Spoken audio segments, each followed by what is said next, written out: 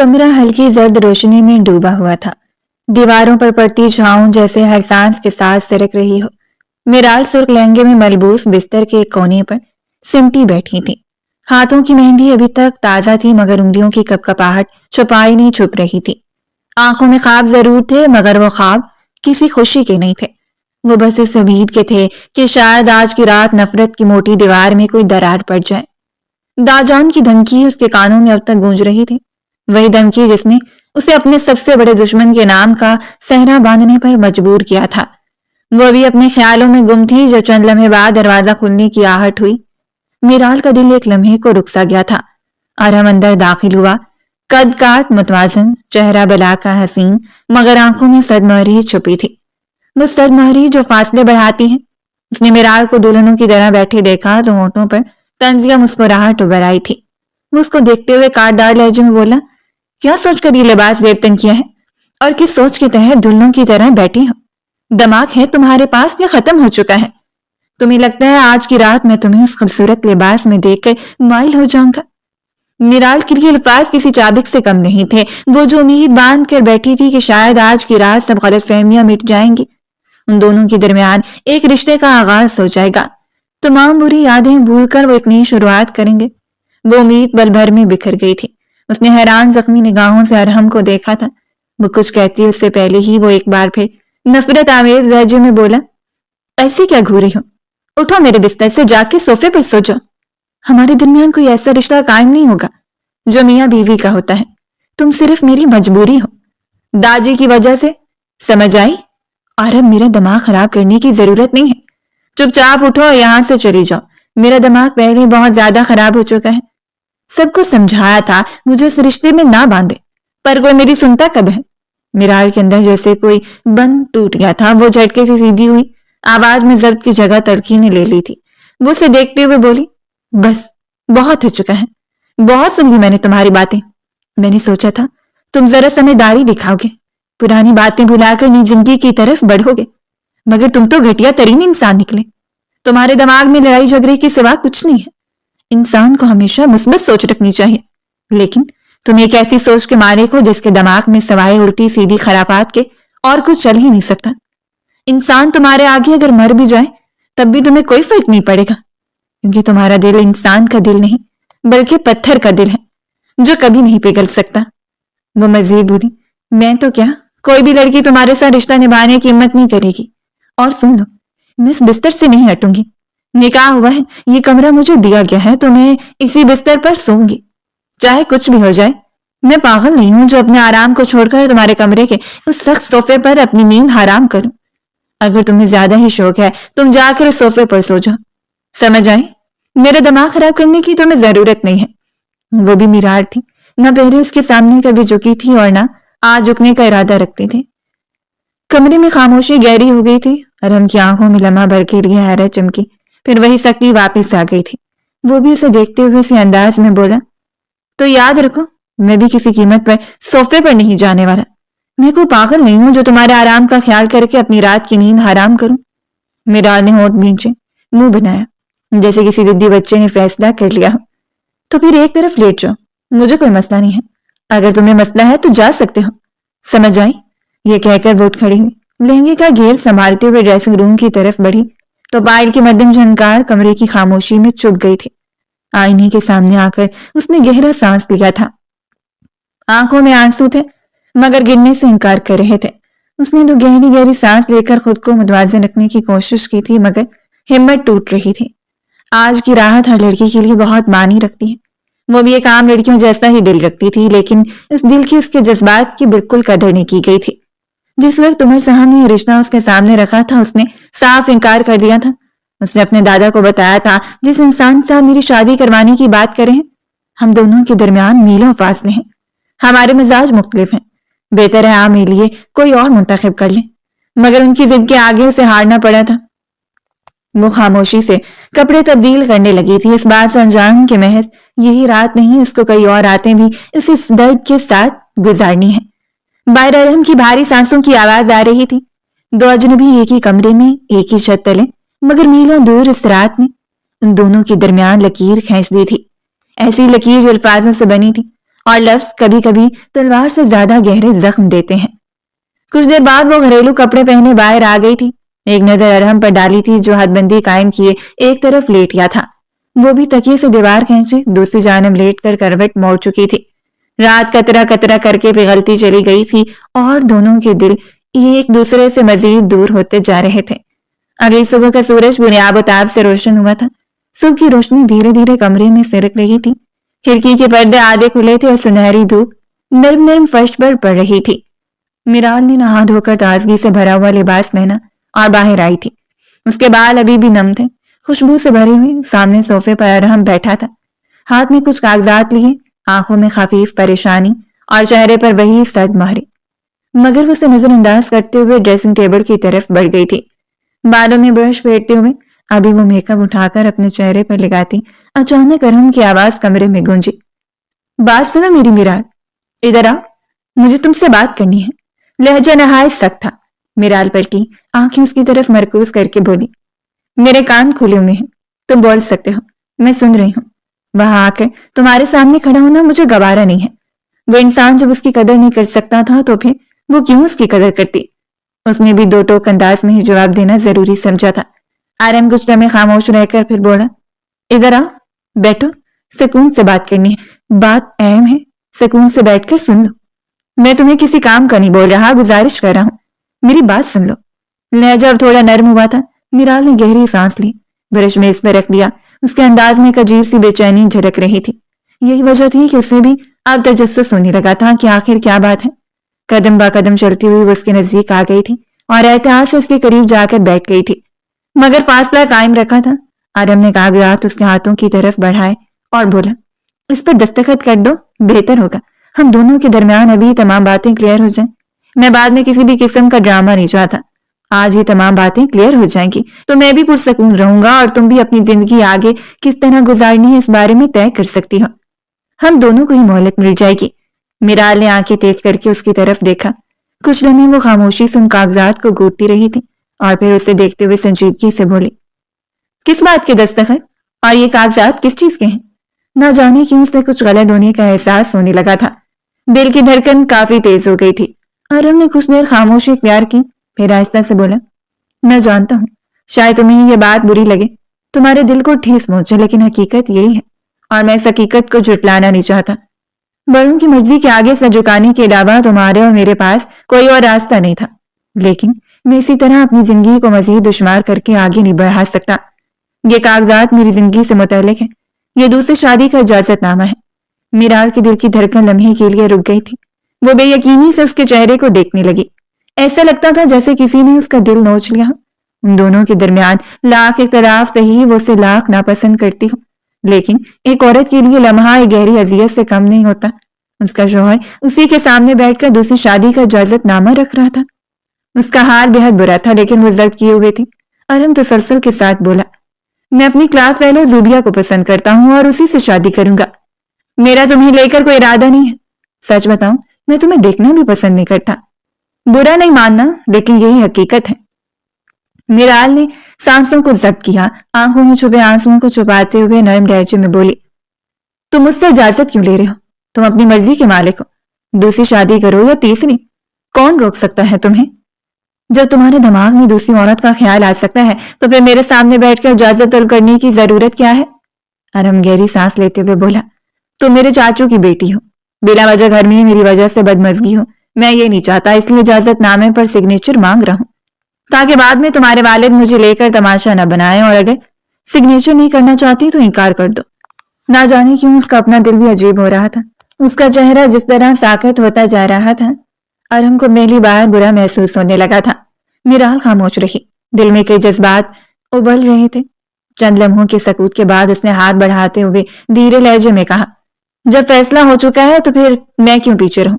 میں اتنی کمزور نہیں ہوں جو تمہارے لیے روتی پھروں، لاؤ دو کر دیتی ہوں۔ ویسے افسوس کی بات ہے، خود کو ہر شے سے بچانے کے لیے تم اتنی اچھی پروٹیکشن رکھ رہے ہو، حیران ہوں۔ دونوں کی آنکھوں میں ایک عجیب سکون تھا، مگر دل کی دھڑکنیں تیز تھیں۔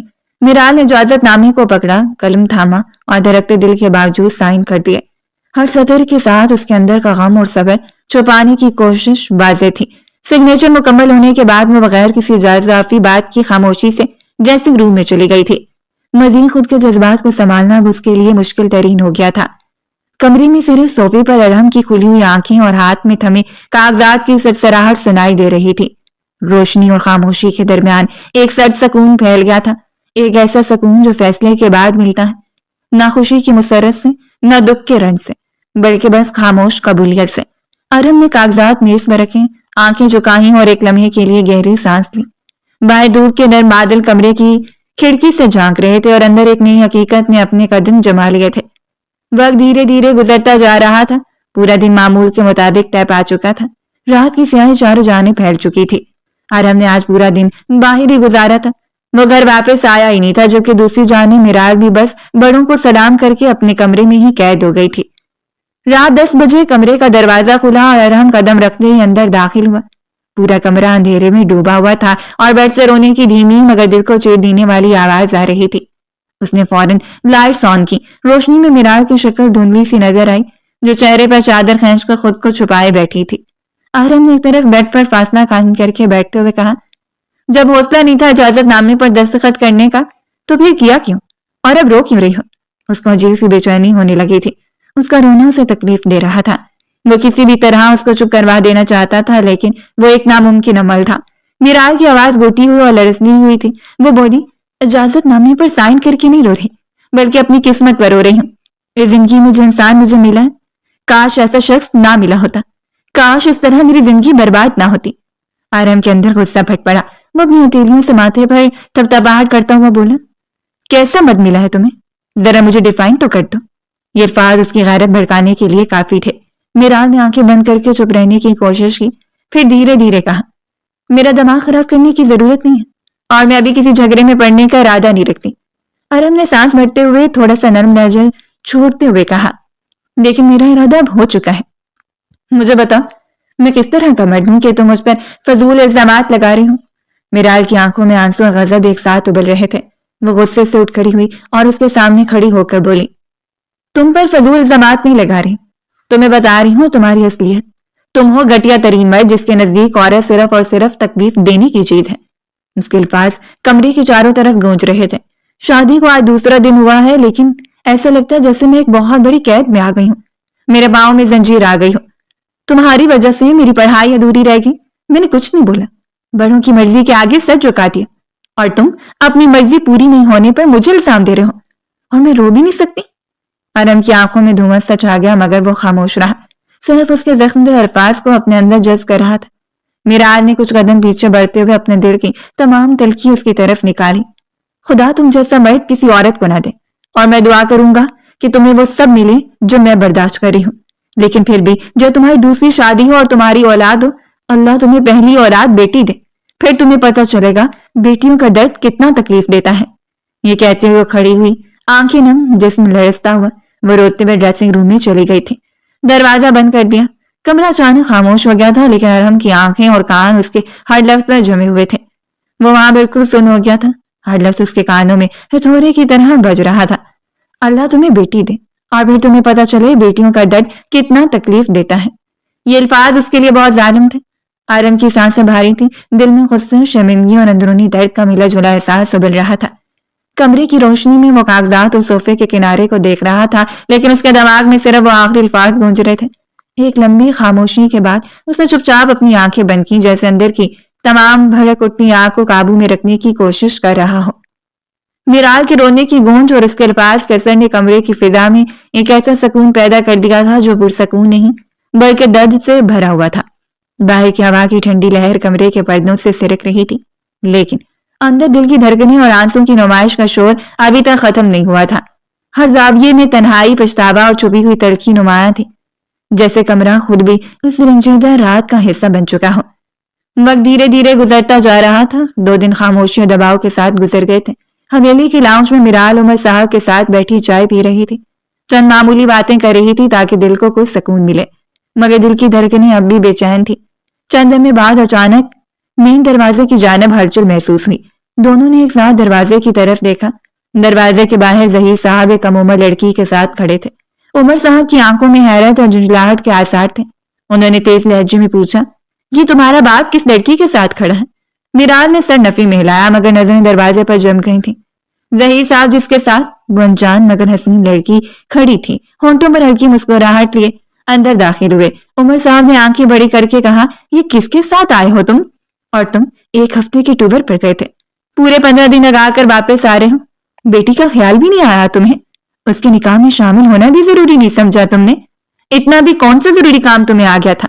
ظہیر صاحب نے پرسکون انداز میں جواب دیا، سب کا خیال تھا مجھے بابا، لیکن ایک ضروری کام میں پھنس گیا تھا اور پورے ایونٹ کے درمیان میں ویڈیو کال پر تھا، اور کیسے اپنی ذمہ داری پوری کرتا؟ خیر ان باتوں کو چھوڑیں۔ وہ ہلکی مسکراہٹ لیے اپنے ساتھ کھڑی لڑکی کی طرف اشارہ کیے بولے، دراصل بابا میں نے دوسری شادی کر لی ہے، یہ میری بیوی کلثوم ہے، ہم دونوں کے درمیان بہت اچھی وابستگی ہے، میں ان سے بہت پیار کرتا ہوں اور یہ بھی مجھے بہت چاہتی ہیں، ہم دونوں نے کورٹ میرج کی ہے۔ میرال کے کانوں پر جیسے بجلی گر گئی ہو، اس کے دل کی دھڑکن رک گئی، جسم جم سا گیا تھا۔ اس نے بے یقینی سے کہا، بابا آپ کا دماغ ٹھیک ہے؟ آپ کو پتہ ہے آپ کیا بول رہے ہیں؟ یہ لڑکی مجھ سے چند سال ہی بڑی ہوگی اور آپ نے دوسری شادی کر لی، اس عمر میں آپ کو میرا خیال بھی نہیں آیا؟ وہ بے یقینی سے اپنے باپ کو دیکھ رہی تھی، ایسا لگتا تھا جیسے اس کے قدموں تلے زمین کھینچ دی گئی ہو۔ ظہیر صاحب نے ہنس کر کہا، ہاں تو کیا ہوا، میں مرد ہوں، کسی بھی وقت شادی کر سکتا ہوں، اس میں غلط کیا ہے؟ اور تم اتنا ڈرامہ کیوں کر رہی ہو؟ خیر سے تم اپنے گھر کی ہو گئی ہو اور مردوں کی 4 کی اجازت ہوتی ہے، میں نے کون سا تمہاری ماں کی زندگی میں دوسری شادی کی ہے؟ اس دنیا سے رخصت ہوئے پورے 4 سال بیت گئے ہیں، پورے 4 سال بعد میں نے اپنی زندگی میں کسی کو شامل کیا ہے، کیا میں اپنی زندگی بھرپور طریقے سے جی نہیں سکتا؟ کیا مجھے اتنا بھی حق نہیں ہے؟ میرال کی آنکھوں میں غصہ اور درد کی مکسچر تھی، وہ تڑپ کر بولی، بابا ڈرامے کی بات نہیں ہے، آپ ایسا کیسے کر سکتے ہیں؟ آپ نے امی کی جگہ ایک نوجوان لڑکی کو دے دی، بے شک آپ دوسری تیسری چوتھی شادی کر سکتے ہیں، لیکن کم سے کم اپنی اور اس لڑکی کی عمر کا خیال کریں، آپ ایسا کیسے کر سکتے ہیں؟ مجھے یقین نہیں آ رہا۔ ظہیر صاحب نے بے باکی سے کہا، تو کیا پھر کسی بوڑھی کو دیتا تمہاری ماں کی جگہ؟ کیا ہو گیا میرال تمہیں؟ تم ایک پڑھی لکھی لڑکی ہو، اس کے باوجود ایسی سوچ کی مالک ہو، میں حیران ہو رہا ہوں۔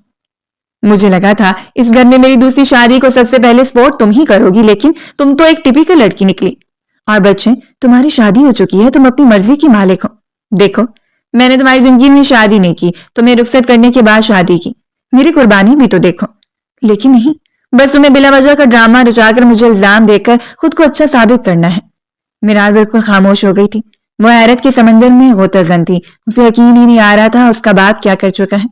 آنکھوں سے آنسو بہنے لگے تھے، جسم کانپ رہا تھا، دل ٹوٹنے کی کیفیت میں وہ صوفے پر بیٹھ گئی تھی۔ عمر صاحب نے اس کے کندھوں پر ہاتھ رکھتے ہوئے کہا، تم پاگل ہو گئے ہو، دماغ چل گیا ہے تمہارا، کس طرح اپنی بیٹی سے بات کرے ہو؟ وہ حق رکھتی ہے تم سے یہ سوال پوچھنے کا۔ ظہیر صاحب نے تھکے ہوئے انداز اختیار کیا اور بولے، بس کرے یار، دوسری شادی کیا کوئی گناہ نہیں کیا اور اس میں کوئی قباحت بھی نہیں ہے، میں اب اپنی بیوی کے ساتھ تھوڑی دیر آرام کرنا چاہتا ہوں، ہم بہت لمبے سفر سے آئے ہیں اور اس کو بھی آپ سمجھائیں، بلا وجہ کا ڈرامہ نہ لگائے۔ یہ کہہ کر ظہیر صاحب کلثوم کو دیکھتے ہوئے مسکرا کر بولے، چلیں کلثوم، ہم کمرے میں چلتے ہیں، آپ بھی کافی تھک گئی ہوں گی۔ اس لڑکی نے مسکرا کر سر کو ہلکی جنبش دی اور ایک تنزیہ نظر صوفے پر بیٹھی میرال پر ڈالی تھی، جیسا جتانا چاہتی ہوں اب اس کی اہمیت نہیں رہی ہے۔ پیچھے میرال صوفے پر بیٹھ کر سر پکڑتی رہ گئی تھی، آنکھوں سے بہنے والے آنسو، دل کی چوٹ اور دھڑکن کی بے قراری نے اسے مکمل طور پر گھیر لیا تھا۔ پہلے ارحم اور بابا اس کی زندگی کے دونوں مردوں نے اسے دوہری تکلیف سے دو چار کر دیا تھا۔ اس کے رونے کی آواز اتنی خاموش مگر دل کو چیر دینے والی تھی کہ کمرے کی ہر چیز میں ایک سنگین خاموشی چھا گئی تھی۔ دھوپ کی نرم شعائیں اس کے عشقوں کے ساتھ کھیل رہی تھیں مگر اندر کا درد، دھوکہ اور حیرت نے ہر شعاع کو مدھم کر دیا تھا، جیسے وہ روشنی بھی اس کے رنج کا احترام کر رہی ہو۔ میرال کے کانوں میں ظہیر صاحب کے الفاظ گونج رہے تھے اور دل میں بے یقینی کی چھاؤں پھیل گئی تھی۔ اس کے لیے حویلی اب وہی کمرہ تھا مگر وہاں کے ہر گوشے میں صرف دھوکہ اور خالی پن تھا، اور وہ صوفے پر بیٹھ کر بے بسی کے ساتھ اپنے جذبات کو سہنے کی کوشش کر رہی تھی۔ وقت دھیرے دھیرے گزرتا جا رہا تھا، پورا دن معمول کے مطابق طے ہو گیا تھا، رات کا اندھیرا کمرے میں چھایا ہوا تھا۔ میرال اپنے کمرے کے صوفے پر بیٹھی اپنے باپ کی حرکتوں کے بارے میں سوچ رہی تھی، دل میں غصہ، دھوکہ اور حیرت کے جملے گھوم رہے تھے۔ وہ سر جھکائے بیٹھی تھی، آنکھوں میں بے یقینی کے آثار موجود تھے۔ چند لمحے بعد اچانک کمرے کا دروازہ کھلا اور ارحم اندر داخل ہوا۔ میرال ایک نظر اسے دیکھ کر واش روم کی طرف جانے کے ارادے سے کھڑی ہوئی تھی۔ ارحم نے آہستہ سے کہا، یہ گھر میں کیا باتیں چل رہی ہیں؟ تمہارے بابا نے دوسری شادی کر لی ہے؟ وہ بھی اپنی سے کئی سال چھوٹی لڑکی سے کر لی، کم سے کم تم سے کچھ ہی سال بڑی ہوگی۔ میں نے ابھی دیکھا کافی خوبصورت ہے۔ چاچو کو مل کہاں سے گئی تمہاری دوسری ماں؟ میرال تیز لہجے میں بولی، اپنے کام سے کام رکھو، ہماری زندگی میں دخل دینے کی ضرورت نہیں ہے۔ ارم آئے بروجکار بولا، میں کہاں دخل دے رہا ہوں، میں تو اصلیت بتا رہا ہوں۔ دیکھ لو تمہارے باپ نے بھی دوسری شادی کر لی، اب میں بھی کر لوں گا تو کوئی حرج نہیں ہوگا۔ میرال کے ہونٹ کانپنے لگے، وہ غصے سے بولی، تو روکا کس نے ہے؟ آپ کر لیں جا کر، میری بلا سے کل نہیں آج ہی کر لیں، مجھے کوئی فرق نہیں پڑ رہا۔ یہ کہہ کر وہ جانے لگی مگر ارہم نے بے اختیار اس کی کلائی تھام لی۔ وہ اسے گھورتے ہوئے بولا، تمہیں کیوں اتنا برا لگ رہا ہے؟ تمہارے بابا نے دوسری شادی کی ہے، کوئی گناہ نہیں کیا۔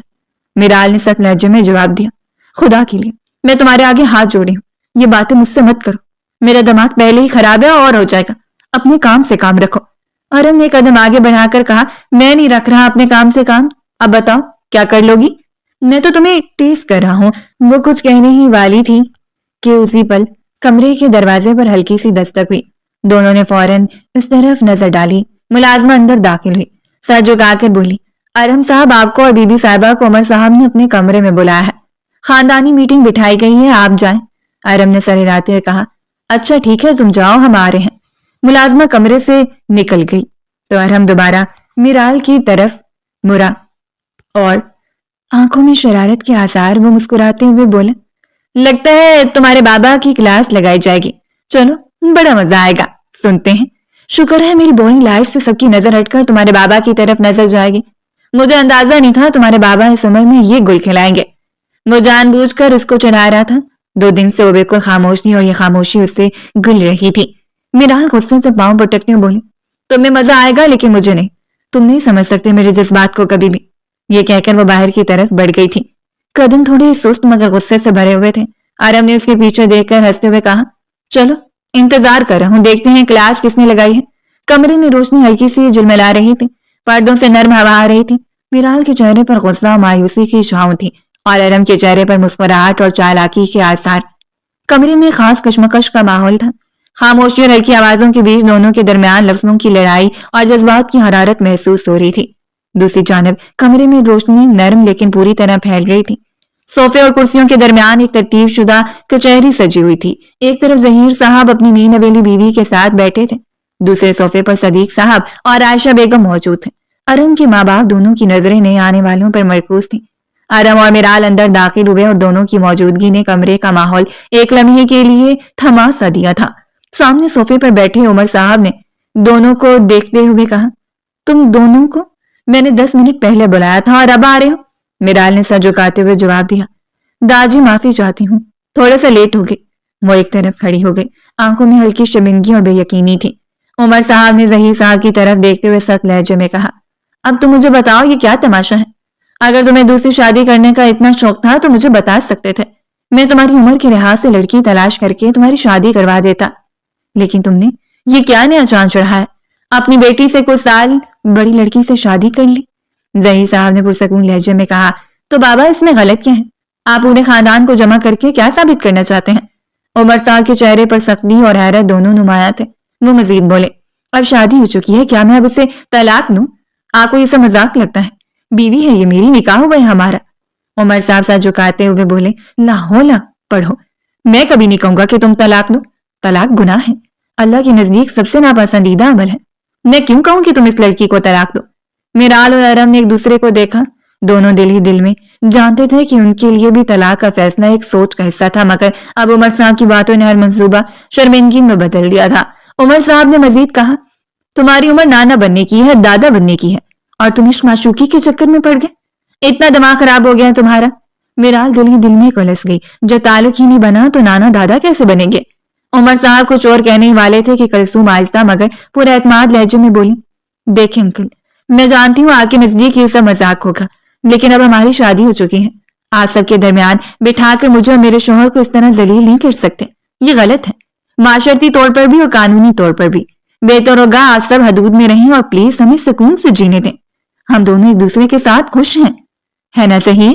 ظہیر صاحب نے سر ہلایا اور اس کا ہاتھ تھام کر کہا، بالکل ٹھیک کہا تم نے، ہم دونوں ایک دوسرے کے ساتھ خوش ہیں، ہمیں کسی تیسرے کی ایڈوائز یا اس کا اپروول نہیں چاہیے۔ میں اپنی بیٹی کی شادی کر چکا ہوں، اپنی ذمہ داری سے دستبردار ہو چکا ہوں، تو میری مرضی میں کچھ بھی کروں، آپ لوگ مجھے ٹونٹ نہیں کریں گے۔ یہ کہتے ہوئے وہ کھڑے ہوئے باضابطہ انداز میں کمرے سے باہر کی طرف بڑھ گئے تھے۔ میرال بھی آنکھوں میں آنسو لیے خاموشی کے ساتھ کمرے سے باہر نکل گئی تھی۔ ہر قدم کے ساتھ اس کے دل کی دھڑکنیں تیز ہو رہی تھیں، لیکن زبان پر کچھ نہیں آیا۔ کمرے میں چھائی خاموشی میں صرف عمر صاحب اور ظہیر صاحب کی دور کی باتوں کی گونج باقی تھی، اور ایک لمحے کے لیے ہر شخص اپنے اپنے خیالات میں کھو گیا تھا۔ ان کے جانے کے بعد صدیق صاحب نے اپنے باپ کے ہاتھ کو دبا کر حوصلہ دیا تھا، جبکہ وہ سرنوی میں ہلا کر رہ گئے تھے۔ کمرے سے نکلتے ہوئے میرال کے دل میں غصہ، دکھ اور مایوسی سب ایک ساتھ ابھر رہے تھے، اور اس کے قدم دھیرے مگر پختہ انداز میں زمین کو چھو رہے تھے، جیسے ہر قدم کے ساتھ وہ اپنی حالت کو سنبھال رہی ہوں۔ کمرے کی ہوا نرم تھی، مگر اس کی خاموشی میں چھپی کشمکش اور خاندانی پیچیدگی کی شدت محسوس ہو رہی تھی۔ رات قطرہ قطرہ کر کے پگھلتی چلی گئی تھی۔ اگلی صبح کا سورج بری آب و تاب سے روشن ہوا تھا۔ صبح کی روشنی کمرے میں آہستہ آہستہ پھیل رہی تھی۔ آرم کے کمرے میں پردوں کے بیچ سے چھن کر آتی دھوپ فرش پر لکیریں بنا رہی تھی۔ کمرے میں خاموشی تھی، بس واش روم سے پانی گرنے کی مسلسل آواز آ رہی تھی۔ چند لمحے بعد کمرے کا دروازہ اچانک کھلا اور کلثوم بغیر اجازت اندر داخل ہو گئی۔ اس کے قدموں میں اعتماد تھا، جیسے وہ اس جگہ کے لیے اجنبی نہ ہو۔ آنکھوں میں شیطانیت چمک رہی تھی، اوپر خرافاتی مسکراہٹ تھی۔ لباس کافی چست تھا جو اس کے جسم پر نمایاں ہو رہا تھا۔ وہ آہستہ آہستہ چلتی ہوئی ڈریسنگ ٹیبل کے پاس رکی، سامنے رکھے مینز پرفیومز کو اٹھایا، ڈھکن کھولا اور گہرا سانس لیتے ہوئے خوشبو کو محسوس کیا۔ اس کے ہونٹوں پر ہلکی سی مسکراہٹ پھیل گئی تھی۔ ابھی وہ دوسرا پرفیوم اٹھا کر اسمیل کرتی اسی لمحے واش روم کا دروازہ کھولا اور ارم تولیے سے بال پونچھتا ہوا شرٹ کے بغیر باہر آیا۔ اپنے کمرے میں اسے دیکھ کر وہ بری طرح ٹھٹک گیا تھا۔ قدم وہیں جم گئے تھے۔ اسے بالکل اندازہ نہیں تھا وہ کمرے میں داخل ہوگا تو اسے یہ منظر دیکھنے کو نصیب ہوگا۔ اسے لگا تھا میرال ہوگی، اس لیے جان بوجھ کر وہ شرٹ کے بغیر باہر آیا تھا تاکہ تھوڑی بہت اس سے لڑائی کر سکے، اسے پریشان کر سکے۔ لیکن اب اس کی جگہ کسی اور کو دیکھ کر وہ کافی بدمزہ ہوا تھا۔ آنکھوں میں واضح حیرت اور پریشانی تھی۔ کلثوم نے اس کی حالت دیکھ کر اور بھی اطمینان محسوس کیا تھا۔ لبوں پر مزید گہری مسکراہٹ پھیل گئی تھی۔ وہ قدم بہ قدم اس کی طرف بڑھی، ایک آنکھ دبا کر بولی، ہائے ہینڈسم، کیسے ہو؟ تمہارے مسلس تو واقعی کافی بہترین ہیں۔ یعنی وہ ملازمہ غلط نہیں کہہ رہی تھی، تم باقاعدگی سے جم جاتے ہو۔ ایسی باڈی والے ہسبینڈ کے لیے لڑکیاں خوب دعائیں کرتی ہیں۔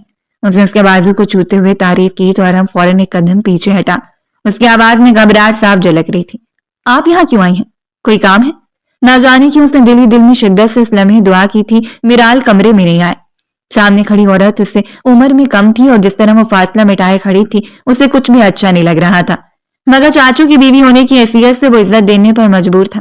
اگر اس کی جگہ کوئی اور ہوتی اب تک ذلیل کر کے اسے کمرے سے نکال چکا ہوتا۔ کلثوم نے لاپرواہی سے کندھے اچکائے اور اسے دیکھتے ہوئے بولی، نہیں، بس سوچا تم سے ملاقات کر لوں۔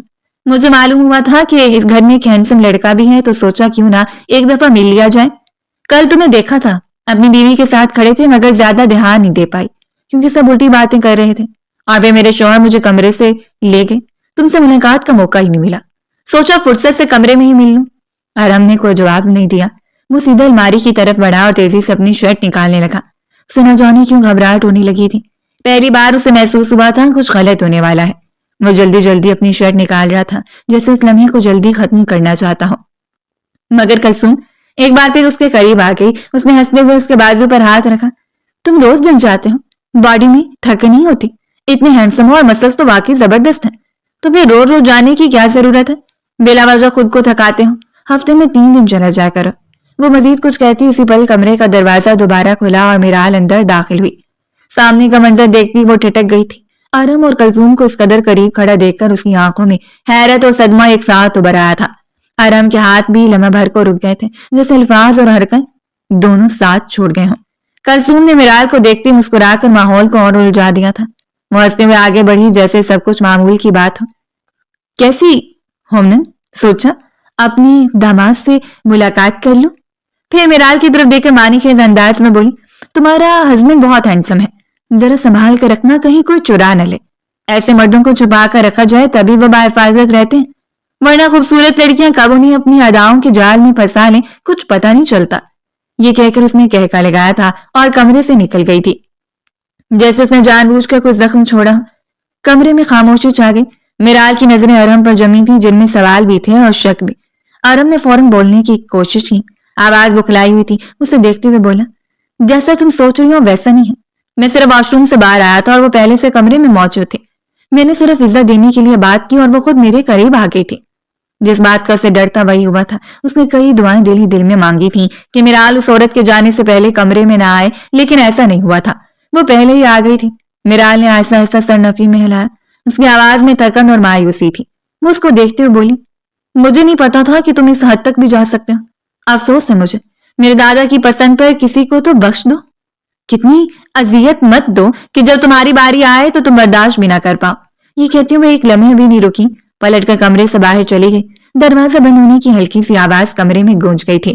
آرم وہیں کھڑا رہ گیا تھا، اس نے غصے اور بے بسی میں مٹھیاں بھینچ لیں، سینے میں عجیب سی جلن تھی، نہ وہ خود کو پوری طرح بے قصور ثابت کر پایا تھا، نہ حالات اس کے قابو میں رہے۔ کمرے کی خاموشیاں پہلے جیسی نہیں تھی، وہ الزام، بدگمانی اور ٹوٹتے رشتے کی خاموشی بن چکی تھی۔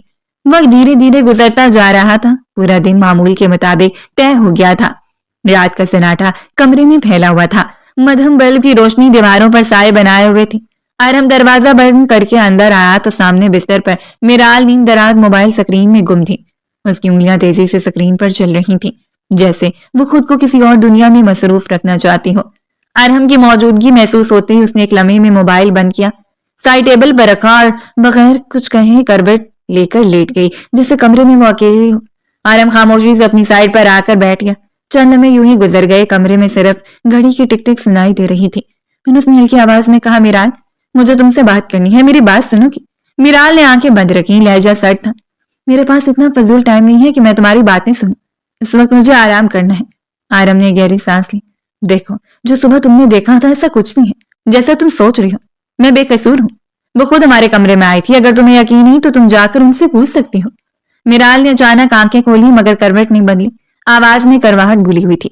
تم اسے اتنی عزت کیوں دے رہے ہو؟ تمہیں لگتا ہے وہ عزت دینے کے لائق ہے؟ آرم نے فوراً جواب دیا، بے شک وہ عزت دینے کے لائق نہیں ہے، لیکن تم مجھ پر کیوں شک کری ہو؟ یہ سن کر میرال اٹھ کر بیٹھ گئی، اس کی آنکھوں میں نمی اور غصہ ایک ساتھ تھا۔ آخر تمہیں مسئلہ کیا ہے؟ تمہیں اتنی پرابلم کیوں ہو رہی ہے کہ اگر میں تم پر شک کر رہی ہوں تمہیں تو میری ذات سے کوئی فرق ہی نہیں پڑتا ہے نا؟ دوسری شادی کرنے والے ہو، اجازت نامے پر دستخط بھی لے چکے ہو اور کچھ عرصے بعد مجھ سے طلاق بھی لے لو گے، تو اگر میں شک کر رہی ہوں تو تمہیں کیا پرابلم ہے؟ آرم کے چہرے پر ایک لمحے کو سختہ سا چھا گیا تھا، اس نے دھیرے سے کہا، میں صرف اپنی صفائی پیش کر رہا ہوں۔ میرال کی ہنسی تلخ تھی، مت پیش کرو صفائی، جب تمہیں مجھ میں دلچسپی نہیں ہے، مجھے بیوی نہیں مانتے، میرے ساتھ رشتہ نہیں رکھنا چاہتے، تو پھر یہ پرابلم کیوں اتنا سوچ رہے ہو؟ مت سوچو، میں اس لائق نہیں ہوں۔ یہ کہہ کر وہ دوبارہ کروٹ لے کر لیٹ گئی تھی، اس کی پشت آرم کی طرف تھی۔ چند لمحوں بعد اس کے کندھے ہلکے ہلکے ہلنے لگے، آنسو خاموشی سے تکیے میں جذب ہو رہے تھے، دل کے اندر کوئی چیز ٹوٹ کر بکھر رہی تھی مگر وہ آواز نہیں بننا چاہتی تھی۔ آرم وہیں بیٹھا رہا، اس کی نظریں میرال کی پشت میں جمی تھی، اسے اندازہ تھا کہ اس کے الفاظ اس کے لیے کتنے تکلیف دیتے۔ وہ کچھ کہنا چاہتا تھا مگر الفاظ گلے میں اٹک گئے، نہ وہ اپنی بے گناہی ثابت کر پا رہا تھا، نہ اس کی خاموشی اس درد کو کم کر رہی تھی جو اس نے خود پیدا کیا تھا۔ کمرے میں خاموشی گہری ہوتی چلی گئی، باہر کہیں دور کتے کی بھونکنے کی آواز آئی، پھر سب کچھ پھر سے ساکت ہو گیا۔ میرال کے آنسو بہتے رہے اور ارم خاموشی سے دیکھتا رہا، نہ جانے کیوں آج اسے واقعی برا لگ رہا تھا، اس کی باتیں، اس کا لہجہ، اس کی بے نیازی، سب کچھ اب اسے خود چبھنے لگا تھا، مگر وہ برداشت کر گیا تھا، شاید اس لیے کہ اس کے پاس اور کوئی راستہ نہیں تھا، یا شاید اس لیے کہ اس رات سچ بولنے کی ہمت بھی اسے میسر نہیں تھی۔ وقت اور تیزی سے گزرتا جا رہا تھا، ایک ہفتہ گزر چکا تھا مگر میرال کے دل پر جمی اداسی کی تہ ویسی ہی تھی۔ اس صبح وہ کچن میں کھڑی اپنے لیے سادہ سا ناشتہ تیار کر رہی تھی، چولہے پر رکھے پین سے ہلکی سی آواز آ رہی تھی اور وہ بے دلی سے چمچ ہلا رہی تھی۔ ذہن کہیں اور اٹکا ہوا تھا کہ اچانک قدموں کی تیز آواز سنائی دی، ایک ملازمہ تقریباً بھاگتی ہوئی اندر آئی، سانس پھولا ہوا تھا۔ بی بی صاحبہ، عمر صاحب کی طبیعت بہت خراب ہو رہی ہے، اس نے گھبراہٹ میں کہا، انہیں سانس لینے میں دشواری ہو رہی ہے، آپ جلدی دیکھیں۔ میرال کے ہاتھ سے چمچ چھوٹ گیا، اس نے ناشتہ وہیں چھوڑا اور بنا کچھ سوچے کچن سے نکل کر ان کے کمرے کی طرف دوڑ پڑی۔ دل زور زور سے دھڑک رہا تھا، قدم لڑکھڑا رہے تھے۔ اسی لمحے آرم بھی بکھلائے ہوئے انداز میں سیڑھیاں پھلانگتا ہوا نیچے آیا۔ کیا ہوا ہے؟ اس نے تیزی سے پوچھا۔ دادا کو کیا ہوا ہے؟ ملازمہ کچھ کہنے ہی والی تھی کہ میرال نے سرنفی میں ہلایا اور ارم کے ساتھ عمر صاحب کے کمرے کی طرف بڑھ گئے۔ کمرے میں داخل ہوتی منظر دیکھ کر اس کی چیخ حالت میں اٹک گئی۔ عمر صاحب بستر پر بے سود پڑے تھے، ہاتھ پاؤں ڈھیلے چھوڑے ہوئے، سانس کی کوئی واضح حرکت نہیں تھی۔ دادا! میرال لپک کر ان کے پاس گئی، ان کے کندھے ہلائے مگر کوئی رد عمل نہ ملا۔ ارم نے فوراً ملازمین کو آواز دی، جلدی کرو، گاڑی نکالو۔ دونوں نے مل کر عمر صاحب کو سنبھالا، چند لمحوں میں حویلی میں ہلچل مچ گئی۔ ملازمین کی مدد سے انہیں گاڑی میں ڈال کر فوراً ہسپتال کی طرف روانہ ہوئے۔ ہسپتال پہنچتے انہیں ایمرجنسی میں لے جایا گیا۔ دروازہ بند ہوتی میرال اور ارحم کوریڈور میں بے چین کھڑے رہ گئے تھے۔ سفید دیواریں، تیز لائٹس اور مشینوں کی آوازیں ماحول کو اور بھاری بنا رہی تھیں۔ میرال کے ہاتھ کانپ رہے تھے، آنکھیں دروازے پر جمی تھی۔ ارحم نے اس کی طرف دیکھتے ہوئے آہستہ سے کہا، پریشان مت ہو، حوصلہ رکھو، دادا کو کچھ نہیں ہوگا۔ میرال نے بس سر ہلا دیا، الفاظ اس کے پاس نہیں تھے، دل میں ایک انجانا خوف پنجے گاڑے بیٹھا تھا۔ چند لمحوں بعد دروازہ کھلا اور ڈاکٹر باہر آئے، سفید کوٹ میں ملبوس، چہرہ سنجیدہ۔ دونوں نے دیکھتے ہی لپک کر آگے بڑھے۔ ڈاکٹر صاحب، ارحم کی آواز کانپ رہی تھی۔ ڈاکٹر نے آہستہ سے سر نفی میں ہلایا۔ ہمیں افسوس ہے، ان کا انتقال ہو گیا ہے۔ وہ گھر پر ہی اپنی سانسیں روک چکے تھے، انہیں میجر ہارٹ اٹیک آیا تھا۔ الفاظ جیسے فضا میں منجمد ہو گئے تھے۔ میرال اور ارحم دونوں پتھر کی طرح اپنی جگہ کھڑے رہ گئے تھے۔ میرال کے کانوں میں شور سا گونجنے لگا تھا، قدموں تلے زمین سرک گئی تھی۔ چند لمحوں بعد ارحم نے بے یقینی سے کہا، ایسے کیسے؟ وہ اپنی طبیعت خراب کیسے کر سکتے ہیں؟ رات تو بالکل ٹھیک تھے، مجھ سے باتیں کر رہے تھے، ایسے کیسے وہ مر سکتے ہیں؟ ڈاکٹر نے سنجیدگی سے جواب دیا، انہیں میجر ہارٹ اٹیک ہوئے، دل کے چاروں وال بند ہو گئے تھے۔ ہم نے پوری کوشش کی لیکن کچھ نہیں کر پائے۔ آپ لوگ حوصلہ رکھیں، کاغذی کارروائی مکمل کر کے آپ ڈیڈ باڈی لے جا سکتے ہیں۔ ڈاکٹر کے جاتے میرال کی ٹانگوں نے ساتھ چھوڑ دیا، وہ وہیں زمین پر بیٹھ گئی، پھر بے اختیار گر پڑی۔ اس کے منہ سے دل دہلا دینے والی سسکیاں نکلنے لگیں۔ داجی، مجھے چھوڑ کر کیوں چلے گئے؟ وہ پھوٹ پھوٹ کر رونے لگی تھی۔ ارحم فوراً اس کی طرف لپکا، اسے سنبھالنے کی کوشش کی۔ میرال، خود کو سنبھالو پلیز۔ مگر میرال کی حالت بے جان ہوتی جا رہی تھی، اس کے آنسو تھمنے کا نام نہیں لے رہے تھے۔ ہسپتال کے کوریڈور گواہ تھا کہ ایک مضبوط ستون کے گرنے کا اور دو ٹوٹے ہوئے وجودوں کا، جو ابھی یہ سمجھ بھی نہیں پا رہے تھے کہ ان کے سروں سے سایہ ہمیشہ کے لیے اٹھ چکا ہے۔ وقت کی رفتار نہ کبھی تھم سکی ہے نہ کبھی تھم پائے گی۔ عمر صاحب کے جانے کے بعد پورا گھر جیسے سانس لینا بھول گیا تھا۔ ایک ہفتہ گزر چکا تھا مگر سوگ کی دبیج چادر ابھی دیواروں، فرشوں اور لوگوں کی لہجوں پر جمی ہوئی تھی۔ اس رات اندھیرا غیر معمولی حد تک گہرا تھا۔ حویلی کے صحن میں لگی بتیاں بجھی ہوئی تھیں اور ارحم کے کمرے کے اندر بس مدم سی لائٹ جل رہی تھی۔ ارحم آہستگی سے دروازہ کھول کر اندر داخل ہوا۔ قدم رکھتے ہی اس کی نظر سامنے بیڈ پر بیٹھی میرال پر پڑی۔ وہ خاموشی سے اپنے کپڑے طے کر کے ایک بیگ میں رکھ رہی تھی۔ اس کے چہرے پر نہ آنسو تھے نہ کسی قسم کی گھبراہٹ، بس ایک عجیب سی سختی تھی جو ارحم کے دل میں چبھ گئی۔ یہ کیا کری ہو؟ وہ حیرت سے بولا، اور کہاں جا رہی ہو تم؟ میرال نے سر بھی نہیں اٹھایا، اس نے ایک اور کپڑا فولڈ کیا اور سد لہجے میں بولی، جا رہی ہوں یہاں سے اپنے کمرے میں واپس۔ ارحم ایک قدم آگے بڑھا۔ کیوں اچانک یہ سب؟ وہ رکی، پھر آہستہ سے بیگ کا زپ بند کیا اور اس کی طرف دیکھا۔ میں اور تم دادا کی وجہ سے ایک دوسرے کی زندگی میں شامل ہوئے تھے۔ اس کی آواز میں درد کم اور فیصلہ زیادہ تھا۔ اب وہ نہیں رہے تو اس بے نام رشتے کا بھی کوئی مقصد نہیں رہا۔ میں اپنی ساری زندگی بلا وجہ تمہارے ساتھ کڑ کر نہیں گزار سکتی۔ ارحم کے چہرے کے تاثرات بدل گئے۔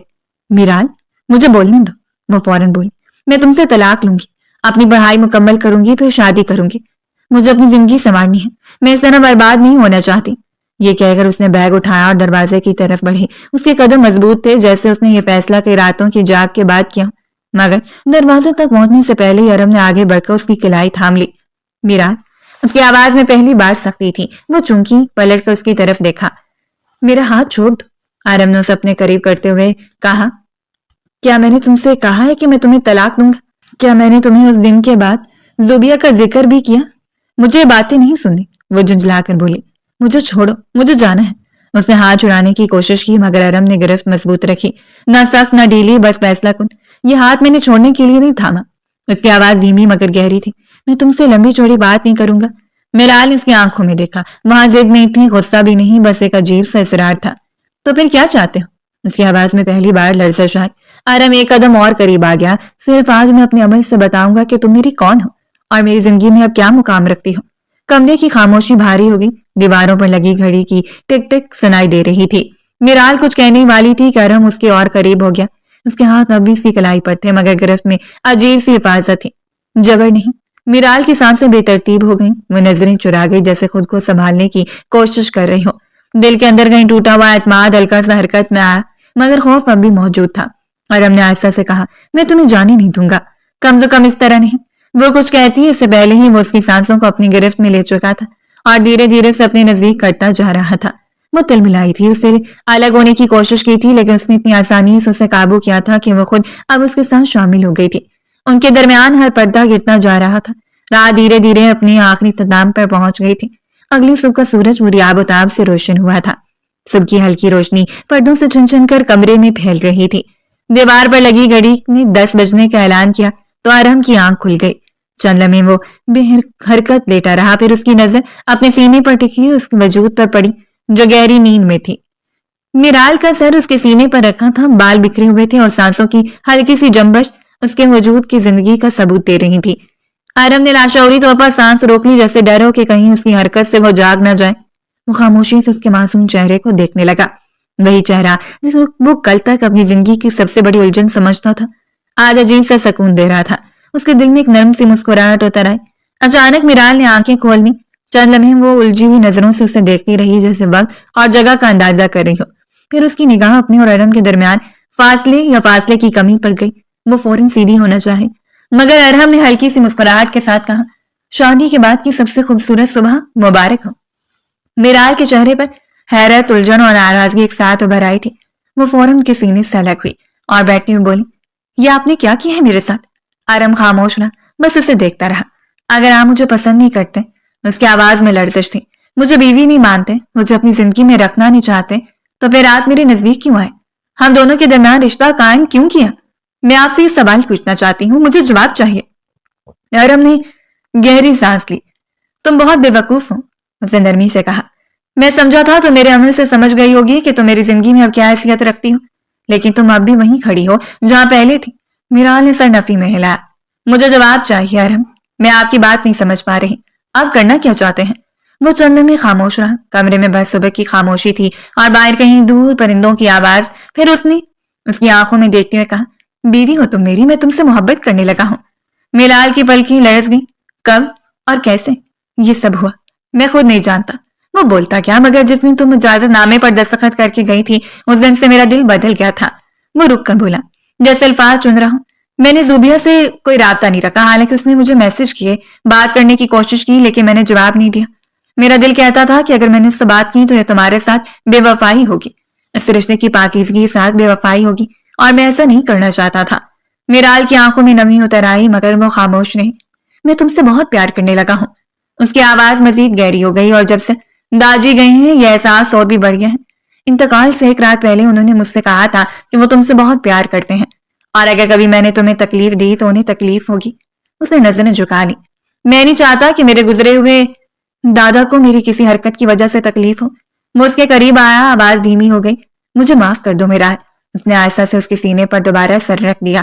اس کی آنکھیں بند ہو گئیں، دل میں جو خوف، شک اور بے یقینی تھی وہ دھیرے دھیرے پگھلنے لگی۔ ایک عجیب سا سکون اس کے وجود میں اتر گیا، ایسا سکون جس نے مدتوں سے نصیب نہیں ہوا تھا۔ کمرے میں صبح پوری طرح پھیل چکی تھی اور اس خاموشی میں ایک نئے رشتے کی دھڑکن صاف سنائی دے رہی تھی۔ کچھ گھنٹے بعد وہ ڈریسنگ ٹیبل کے سامنے کھڑی آئینے میں خود کو دیکھتے ہوئے آہستہ آہستہ بال برش کر رہی تھی۔ چہرے پر اب وہ بوجھ نہیں تھا جو پچھلے مہینوں سے اس کی آنکھوں میں ٹھہرا رہتا تھا، دل میں ٹھہرا ہوا سکون تھا۔ اسی لمحے باہر سے اچانک شور کی آواز آئی، جیسے کسی نے چیخ کر بات کی ہو۔ اس کے ہاتھ رک گئے، اس نے فوراً مڑ کر صوفے پر بیٹھے ارحم کو دیکھا۔ دونوں کی نظریں ملی تھیں اور بغیر کچھ کہے وہ ایک ساتھ کمرے سے باہر نکل آئے۔ حال میں قدم رکھتے منظر چوکا دینے والا تھا۔ ملازم ایک طرف سہمے کھڑے تھے، فضا میں تناؤ صاف محسوس ہو رہا تھا۔ درمیان میں ظہیر صاحب کلثوم کا ہاتھ سختی سے تھامے کھڑے تھے، ان کی آنکھوں میں غصہ، دکھ اور شرمندگی سب ایک ساتھ جمع تھے۔ تم کیا سمجھتی ہو خود کو؟ ظہیر صاحب کی آواز حال میں گونجی۔ میرے پیسے پر عیاشی کرو گی، مجھے دھوکہ دو گی اور میں بے خبر رہوں گا؟ میرال فوراً آگے بڑھی۔ بابا، اس کی آواز میں گھبراہٹ تھی، یہ کیا ہو رہا ہے؟ آپ اس طرح تماشا کیوں لگا رہے ہیں؟ سب دیکھ رہے ہیں، ملازم بھی ہے۔ اگر آپ دونوں کے درمیان کوئی مسئلہ ہے تو کمرے میں حل کریں۔ ظہیر صاحب نے سرخ آنکھوں سے اسے دیکھا۔ تمہیں پتہ ہے اس لڑکی نے تمہارے باپ کے ساتھ کیا کیا ہے؟ انہوں نے کلثوم کی طرف اشارہ کیا۔ میری نکاح میں ہوتے ہوئے میرے ہی دوست کے ساتھ راتیں گزار رہی تھی۔ اسے لگا مجھے کچھ پتہ نہیں چلے گا، مگر میں سب جانتا ہوں۔ کلثوم کے چہرے سے رنگ اتر گیا۔ یہ جھوٹ ہے، وہ گھبرائے ہوئے لہجے میں بولی۔ ایسا کچھ نہیں ہوا، آپ میری بات سنیں۔ خاموش۔ ظہیر صاحب کی آواز کانپ رہی تھی۔ اسی کی وجہ سے میں نے اپنی بیٹی پر غصہ کیا، اس کی بات نہیں سنی، اس کے نکاح میں شامل نہیں ہوا۔ میں نے اپنے باپ کے سامنے بھی آنکھیں بند رکھی اور یہ عورت میری پیٹ میں خنجر گھونپ رہی تھی۔ اچانک ایک زوردار تھپڑ کی آواز گونجی۔ کلثوم لڑکھڑا کر ایک قدم پیچھے ہوئی۔ حال میں مکمل خاموشی چھا گئی۔ میں ظہیر احمد پورے ہوش و حواس میں تمہیں طلاق دیتا ہوں، طلاق دیتا ہوں، طلاق دیتا ہوں۔ ان کی آواز ٹوٹ رہی تھی۔ نکل جاؤ میرے گھر سے۔ انہوں نے اسے زور سے باہر کی طرف دھکیل دیا۔ کلثوم نے ایک آخری نظر سب پر ڈالی، نگاہ میں ضد، نفرت اور شکست سب کچھ تھا، اور تیز قدموں سے دروازے سے باہر چلی گئی۔ دروازہ بند ہوتے ہی ظہیر صاحب کے اندر جیسے سب کچھ ٹوٹ گیا۔ وہ وہیں کھڑے کھڑے پھوٹ پھوٹ کر رونے لگے، کندھے ہل رہے تھے، آنسو بہ رہے تھے۔ میرال فوراً آگے بڑھی اور انہیں مضبوطی سے گلے لگا لیا تھا۔ بابا، اس کی آواز بھیگ گئی تھی، مجھے معاف کر دو بیٹا۔ ظہیر صاحب روتے ہوئے بولے، میں نے تمہارا خیال نہیں کیا، میں نے اپنے باپ کا بھی خیال نہیں کیا جو اب اس دنیا میں نہیں رہے۔ میں بہت شرمندہ ہوں۔ آرام بھی آگے آیا اور احترام سے انہیں گلے لگایا۔ کوئی بات نہیں چاچو، اس نے پرسکون مگر مضبوط لہجے میں کہا، غلطی انسان سے ہی ہوتی ہیں، اصل بات یہ ہے کہ آپ نے وقت پر سچ دیکھ لیا۔ میرال نے ان کے کندھے پر ہاتھ رکھا۔ ہم آپ کے ساتھ ہیں بابا۔ صدیق صاحب اور ان کی بیگم بھی نزدیک آ گئے تھے۔ ظہیر صاحب نے دونوں کو باری باری دیکھا، پھر مضبوطی سے اپنے سینے سے لگا لیا۔ اس لمحے ان کی آنکھوں میں ندامت کے ساتھ ساتھ ایک عہد بھی تھا کہ اب وہ اپنے رشتوں کو نظر انداز نہیں کریں گے۔ حال میں خاموشی تھی، مگر وہ خاموشی خالی نہیں تھی، اس میں سکون تھا۔ سچ کا بوجھ ہلکا ہو چکا تھا اور ایک بکھرا ہوا گھر دوبارہ جڑنے لگا تھا۔ یہ اختتام نہیں تھا بلکہ ایک سبق آموز آغاز تھا، جہاں غلطی مان لینا ہی سب سے بڑی جیت بن گیا تھا۔